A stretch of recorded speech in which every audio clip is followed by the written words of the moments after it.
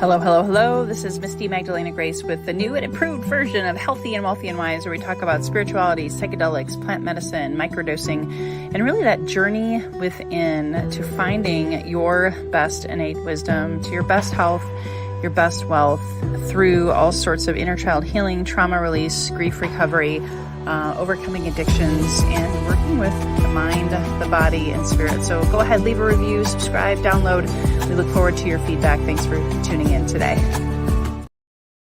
All right. Hello, everyone, and welcome back. It's Misty Magdalena Grace with the official first guest interview since I relaunched just last week, guys. As of today, this live recording is August 4th, and I'm just so excited. I've been meaning to have this guest on now for only 2 months, but with a relaunch and everything that's been happening with summer and all of the beautiful things, I'm finally having him on. I've met Anthony Chene, who's coming on here shortly, through my spiritual mentor who helped me for 2 years, Franco Romero, who actually had a near-death experience and was on Anthony's documentary series. And so, Anthony, I'm so excited to have you here today. Thank you for your time and patience. I know you're over in Europe, so it's a lot later there now. Welcome to my show. Yes, hi, thank you for your invitation. I'm glad to be here. I don't do a lot of interviews, so it's not a thing I'm used to. I'll do my best.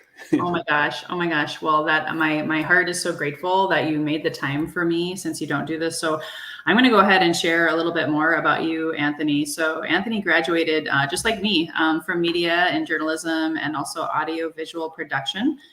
He first worked as a video reporter with companies, media agencies, and TV channels. And now he's got this amazing, oh my gosh, YouTube channel. I'm going to share that link with you guys later. And he's a freelancer for various clients as a director, video reporter, and he's also got his own projects. Like I said, the documentaries. He's based in France, and he travels on a regular basis for your production. So Anthony, I'd love for you to share your story and a little bit about where you are today, how you got there. Well, yes. So yes, as you said, I'm French, so you can probably hear my French accent. So I'll do my best in English tonight for me at least. So yes, so I just did a master's degree in corporate finance and economics, a business school. And I discovered these topics about near-death experiences and the afterlife. To be short, like at 27. Before that, I've never really heard about it. And I quickly had the intuition that it was something very, very important, not just a hallucination or a trick of the mind or stuff like that. And I wanted to know more about it and make documentaries and interviews about these areas of studies. So to make things really, really short, that's my path. That's amazing. So I have to ask, have you had a near-death experience yourself? Well, no, that's a question I often have. And no, I never had any mystical experience. I never had any parents or grandparents psychic, this kind of background. So I don't really know why I have this strong intuition and this need to know more about it, but maybe I had some strange dreams, but that's all. That's amazing. Well, and I know you don't just do near-death experience documentaries. However, maybe share with us, how many documentaries have you curated, and then what different topics you have covered? Well, I really don't know how many, because I've made a lot in French too before producing them in English. So a lot, like dozens of them, interviews and documentary style. So yes, it's a lot. But my goal is now to make like more film-like documentaries in the future. With a lot of guests and like a movie. Basically, that's my goal right now. That's and amazing. not just interviews, but we'll see. Well, I'm curious because when I look at when I watched Franco's documentary, which by the way was outstanding, that was a beautiful documentary. If you guys, I'll put it in the show notes as well, so you guys can see. But what have you learned? And maybe actually, let's take a step back because some people, I don't know how, but it's possible, have never really heard or understand about near-death experience. So maybe can you share in your own words what that even means? Yes, I'm used to this question because even in my own family and friends, they don't really know. Still now, they don't know what is a near-death experience. So it's basically people. Usually, they are in a coma or brain dead, or sometimes even dead for a few seconds or minutes. And usually, they are able to see their own body from above. They can sometimes see dead relatives coming to them to meet them. They can have a life review. They can see what's happening in the room, the hospital room, for instance, and they can even see what is happening remotely in other rooms or other cities. And after that, when they come back into the body, they can verify what they were seeing and experiencing. Uh, so yeah, a lot of things like that, and it's happening all over the world. Like in France, we have a lot of them. In the U.S., in everywhere, in every religion, in every throughout history. So yes, to describe a near-death experience quickly, that's what I would say. And it says a lot of things about who we are, about obviously the fact that death is not the end, but not maybe just the end of the physical body. um, yeah, a lot of things. Yeah, and my husband's had multiple experiences with that, and I know how it's impacted his life. What have you seen? Like most of my audience knows, you know, he became a ghost whisperer. He's very highly psychic. He's a Okay. medium. Like all of these things came online. Have you seen something similar with anyone that you've worked with that had a near death experience? Yes, not all of them, but a few of them became psychic, but there are different kind of psychics, so each one is different. But yes, some of them became psychic, and usually it's a very simple thing: is that they are very kind. After that, you can see a kindness in their eyes and the way they talk. Even the way they talk to me during the interview, it's very Mm. soft. It's like they get it, they get it what it's about. It's this softness. And but usually these people are very afraid. They don't really want to talk about it at first. It takes years of processing the near death experience, Yeah, it's a because there are, trauma. Just yes, like there are, yeah. sorry. I was just gonna say, I was just elaborating what I've seen personally. It's a trauma, and it's something that you really almost got to heal, right, and process mentally, physically, spiritually, and emotionally. Would you say?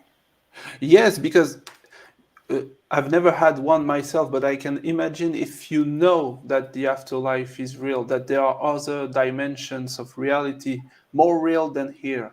It's more real than this reality, and you know it exists.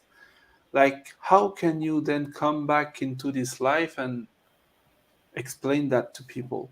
Because you don't believe anymore, you just know. So I can imagine for them it's a trauma, like you said. Yes, it's Well, that's beautiful that you have people that come and share. And I know you've yeah. had a lot of interviews and near death experiences. And really quickly, we have a really good live audience. I don't ever really know if the numbers are accurate, but it says we've got 23 people on right now. So I just wanted to Oh, acknowledge if you guys have any questions for Anthony or me during this live show. And I also like to acknowledge my audience. If you guys know, remember, I love to acknowledge people, and I'll even give you a shout out. So if you want to comment below during the live or on the okay. replay, comment hashtag live, city, state, country, where you're tuning in from. And if you're on the replay, hashtag replay. We're always wanting to build community. I'm streaming live in YouTube. So if you haven't subscribed, I'm streaming live in my Facebook community, Healthy and Wealthy and Wise. So if you haven't, join us. A lot of my guests are inside of that Facebook community. And then of course, I'm also streaming live on my fan page. So just wanted to acknowledge if there's people here, we'd love to hear from you. And if you have questions, we can always take a couple questions from the audience. So coming back to you, Anthony, do you have any top 2 favorites, if you can even pick 2 of your experiences with interviewing near-death experience guests that you want to share? Well, yes. Well, if I didn't know it was live, so I'm kind of dumb. So No. I know it's live, but it doesn't make any difference. So anyway, yes, it's a hard question because I pick myself all the guests, so I like them all. So it's hard to. But maybe the last one I did, Rob Gentile, the near-death experience, is very, very authentic, very emotional. It's on my YouTube channel. It's the last one. He has a special need daughter. She has brain problems. I don't know how to explain that in English, but anyway, she cannot talk. He has to take a great care of her.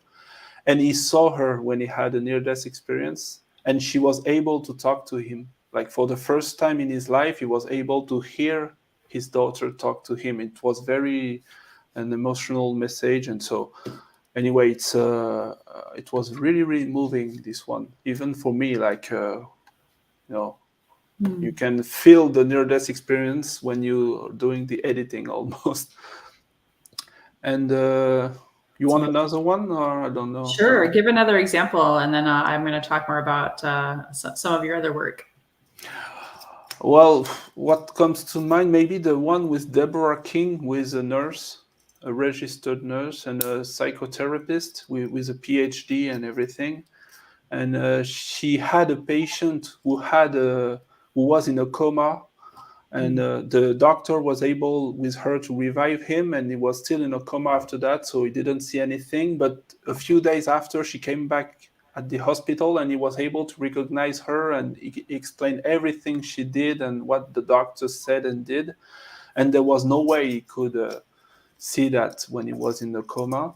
And after that, she had herself NDE, and she saw this patient in her NDE, and it was also very powerful message. And so I'm making things short because it's I don't want to explain the whole story, but it's very, each video I've made, and not just the NDE. People don't have necessarily to have an NDE to be interesting.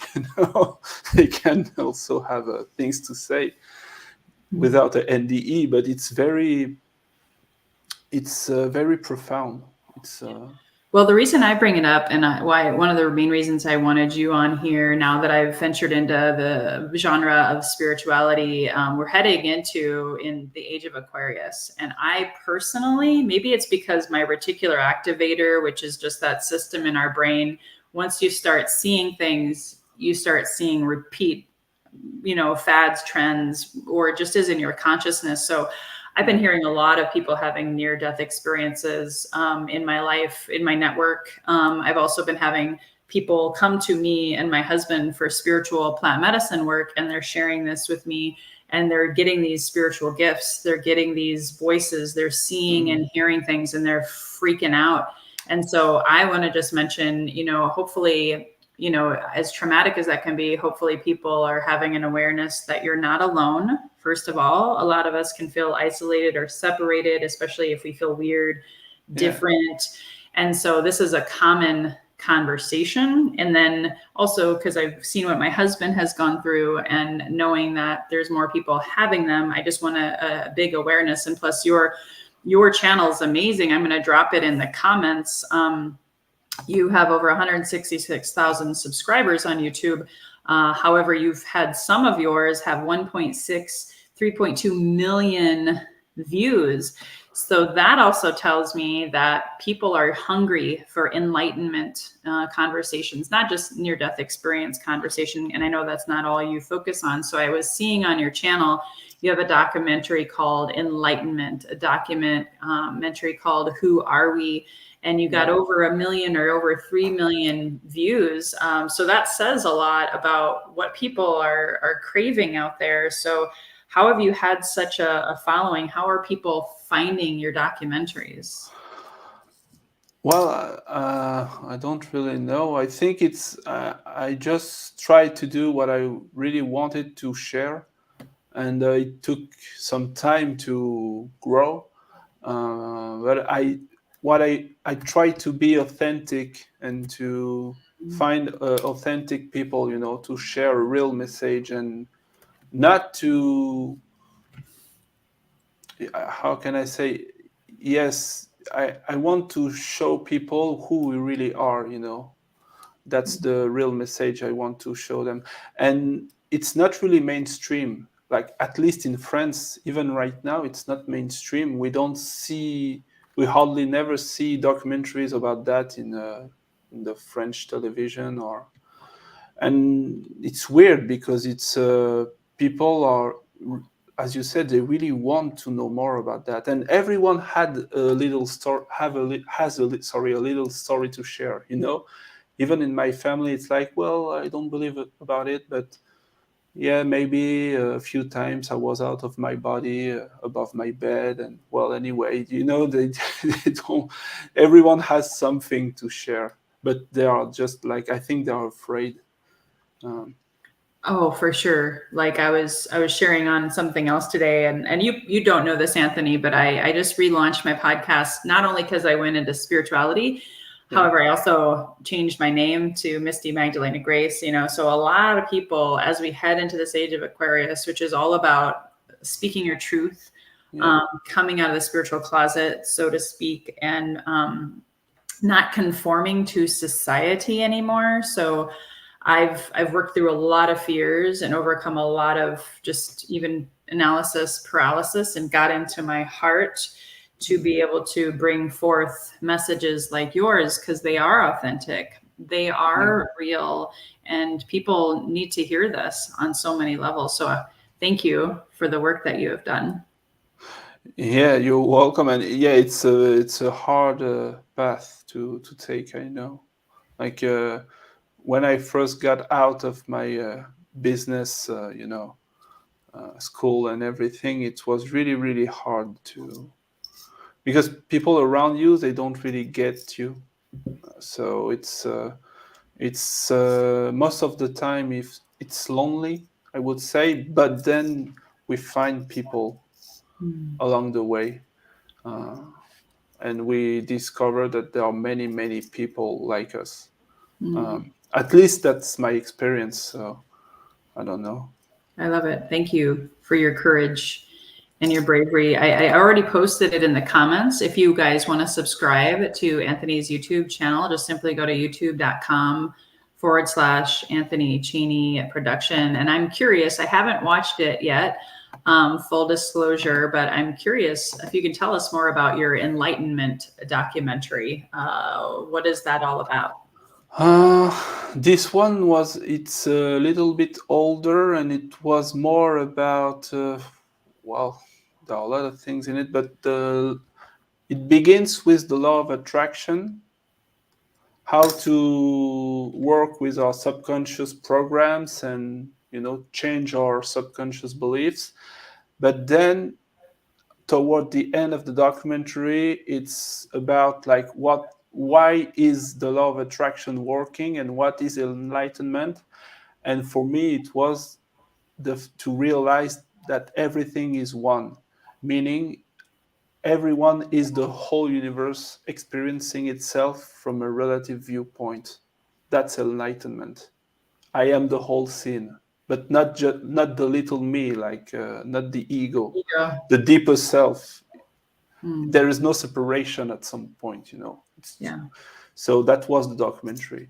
And well, well, I forget what was the question. Yeah. No, just talking about even the word enlightenment, because as we are heading into this, again, I know people don't like the word new age, but it is a new Aquarian age coming out of the Piscean age, and more of this stuff is being talked about, the subconscious mind and healing. And like you even said, when people die and then come back, they see that, oh my gosh, there's so much more to this world. So I think that's why these things are happening. And so we're more connected to the universe. We were more connected to, okay, so there's more important things in life than getting a job, paying my bills, raising a family there. Although those are all very, very good things. It's just as we become enlightened, then it's kind of hard to go back to the way things were. So I don't know if you have, I know this may not be your space, but do you have any advice for people who are waking up right now, and even if, they're not having a near-death experience, because again, that's not happening to everyone, but anything that you've learned that you want to share? Well, yes, and yes, that's true. People, even in France, they don't like the new age. So I ask them, well, do you prefer to be old age than new age? Like it's everybody hates the new age. So well, okay, and so some advice. I know that for me, I couldn't stand a single job in an office job. 9 to 5, as you say in English. Yes. So it was impossible for me. And I know, even in my own life, a lot of people right now are struggling with their jobs, with their life. It's like a crisis of meaning, because, of course, you need the money and you need all these things, but it doesn't. You still need a meaning, in your life. And if you don't have this, you won't find the meaning in more money or more relationship or more. It's the meaning is you have to go on a quest, and it's a quest inside yourself, within yourself, to find this divine spark. That's the grail, I think, to find who we really are. And so some advice, I would say, first, not to be afraid. And it's very simple advice. And even myself, most of the time, I find myself being afraid. So it's very hard to practice. But we have to have faith in what we do. And it's the main thing, I think. And then not to care about what other people think. I know it's hard, but I realized that I used to care a lot. Even today, I still care a lot about what people think. But it's most of the time you just realize they don't know what they're talking about. Like they are just lost as me. So you just have to follow the inner guidance, I would say. So that's beautiful. Thank you, because I've had a lot of those fears come up as I've made changes in my life and coming out of the spiritual closet. It's not, especially when you're, in your case too, you're very, very public. Obviously your productions are being seen by millions. That can be, people knew you when you were little, right? Or they knew you as a certain version of you. Same thing with me. Then it gets a little scary if we start to worry about what everybody else is thinking. We'll never shine our light. Yes, it's you have to do what you have to do at some point. It's there is no escape, So otherwise, we will just suffer. It's the more suffering. Sometimes it's just the choice is between listening to the inner voice or more suffering. Until you listen. I was just going to say, there's a saying, as much as I hated it and sometimes still do, what we resist persists. So even if, like, I used to struggle with alcohol addiction, and I can tell it actually was a gift. I worked through that, but now I can tell if I'm going back to my small self, my ego's barking at me going, don't do that. You're going to get judged, or you're going to whatever, then I'll crave more alcohol. So it's kind of like these little signs, these lessons where sometimes maybe they were bad judged perceived or we feel shame, but they were actually trying to get our attention. So you use the word escape. I know we work with a lot of people with addiction, or a lot of people who are wanting to come out of the spiritual closet. And so sometimes it's easy to go back to that path of least resistance and escape. But I'm just reminding people, this is like a teachable moment from my own experience, is like when those addictions and cravings come back, it's usually a sign that you're about to initiate and step into like a new extended version of yourself. And my hope is that you can find support or find inspiration from what Anthony's talking about today and move through the fear as opposed to like hide. Yes. Yeah, it's a very deep subject. I don't know who said, like, you will never escape your inner wisdom or your inner voice or your intuition. Like, you can do whatever you want for as long as you want. This little voice, it will stay, you know. So, and even hard topics like suicide, you know, people often say, like, on the other side, they realize they are still here with their, you know, problems even after the suicide. So, but it's a hard, it's a hard conversation, this one. But I think we are just afraid at some point, and I'm still afraid myself. You know, I don't want to show people that I'm like, you know, I get it completely. It's very scary, actually. Even this period of time, it's very, I don't know. The spirit of time, did you say?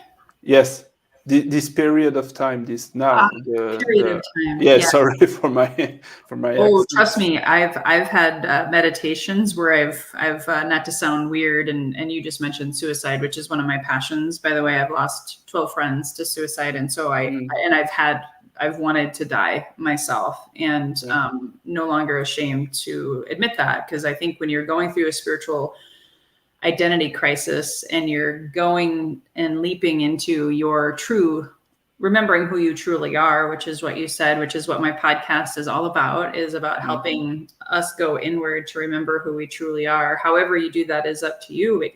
It can be so scary. You're fighting with your ego, and that ego death or that ego dissolution, whatever term works for you, it can be so scary that you want to die. And we really just want people to know that you're not alone and have as much love and compassion in this period of time. They've even said either you go within and you heal and you figure your destiny out, or you're going to lean heavily on your addictions, or you're going to die, which I know sounds maybe terrible, but that's what this period of time is about, for people to rise up and to wake up. Would you say? Yes, it's a time of choice, of choosing, I think. Yeah, it's like every individual has to choose now, like what will be his or her path. That's the period of time we are in, and it's not easy. And that's the big question also I often get, like, if everything is so great on the other side, why do we come here? It's like, it's a good question. And because even for me, sometimes I ask myself, like, I've spent all my days making videos about experiences that I didn't have. So it's kind of lonely, you know, it's, well, why, you know, what am I doing here? Like, basically. And I think it's at a soul level, it was a choice. I really think it was a choice. I know some people say, like, it's hell, you're in a reincarnation loop and it's just hell and suffering and it's not a choice. But I don't think so. I don't think this is hell. It's not heaven and it's not hell. It's in between. It's the purgatory or something like that. It's a place where souls like us, we are here to make choices and learn things. So it's an in-between, I think. Well, and my husband, thank you for sharing that. My husband and I, this is our perspective now, as we, he's a shaman. He's had multiple near-death experiences. Trust me, we've talked about it intimately about why he even came back. And a lot of it was because he remembered, hey, I'm a father. I'm a husband. I have had a lot of pain in this life, in this body that I chose to incarnate in. And guess what? Our pain, our suffering, our karma becomes, if we choose to see it this way, and this is our choice, everyone's got their opinion. We see it as our dharma, as our calling to help bring people like you into our lives and our show and our community, and to give hope and encouragement and love. And to your point, I haven't had a near-death experience, at least not in the common sense. I've done a lot of plant medicine, and I've died a lot of times with ayahuasca, especially, but also psilocybin. And I literally, one of my plant medicine ceremonies, the plant medicine, it was almost like it was giving me the choice. You were going to die. It told me that I was going to die as me in this body. And I had all these flashbacks, and I saw my family, my kids, and I literally said, I choose life. I choose life. I choose life. Amidst all of the crap, all of the bullshit and nonsense that we experience in these human forms. And when I came out of it, I was just so happy to be alive and to be here. And I think it's helped me be softer. Like you were saying, near-death experience, people come out a little softer. I think the more suffering we have, we either become bitter for it or we become better for it. And then we can help share more and help more people. Yes, that's a great way to say it. Yes, it's a choice. Yes. It's not easy, but it's a choice, yes. And we always have as you said, the choice to give something, to help, to be the light you want to see in this world. Yeah, as the saying goes. I don't know who said it. Was it? Yeah, was it the Dalai Lama? Some guy like that. Yeah. Be the change you want. I know. Be the change you want to see, but I like that. Be the light you want to experience, and that's so beautiful. Well, it's been so amazing to have you. I just would love to close with a couple of things before. I've already shared your YouTube channel. Is there any other places people can find you to see more of your work? Well, yeah, YouTube channel and my website, anthonychene.com.